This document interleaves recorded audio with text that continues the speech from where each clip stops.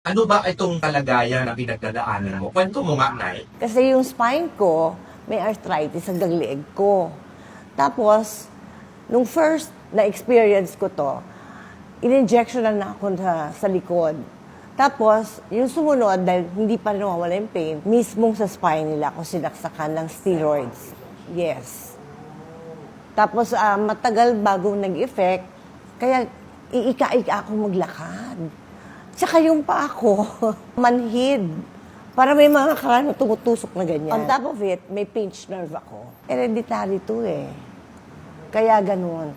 So, kahit anong gawin ko, talagang magiging ganyan. Magiging kagaya ni Mama Beck ako. Ito namang sakit na to, gumagaling naman to. Actually, ang sabi nga, magpa-opera ka na para matapos na yung sakit na yan. Pupunta tayo doon, pero kasi tinitignan namin lahat ng way kung paano para hindi nga surgery ang mangyari. Sana kasi ayaw ko. Siyempre, nakatikim na ako ng cesarean, hindi ba? Ang operation is not a joke. Saka kaya ko to.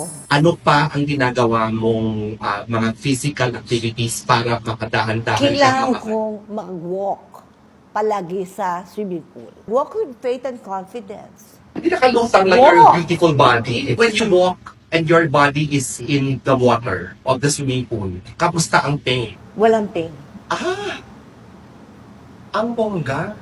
Walang pain. Meron na akong nagawa na hindi ko inakalang magagawa ko noong una. So, hawak-hawak ko nung anak ko, si Maron. So, naglalakad kami ng ganyan. Lakad muna lakad. Siguro mga 6 na beses na kami nagpabalik-balik na ganyan. Tapos mamaya, oy, kasi dadalera, di ba? Mag-isa na lang pala akong naglalakad. Oo, hindi. Dahil sa chichi, nakapaglakad ako. Yan ang nagagawa ng chismis sa akin. Chichi and water equals walking Mary. Meron akong physical therapist talaga. May stretching, tapos may hinahatak ka, hinahatak yung balakang mo, pag ganyan. Tapos hinahatak yun yung leg mo, pag ganyan. Sabi ko, sana pagkatapos ng na to, tumangkad naman ako. Sabi ko, ang dami yung ginawang hatak sa akin Nakakabilig ka na eh? Oh, Saan ba yan pwedeng... Hindi masyado. Saan ba pwede makuha ng energy na yan?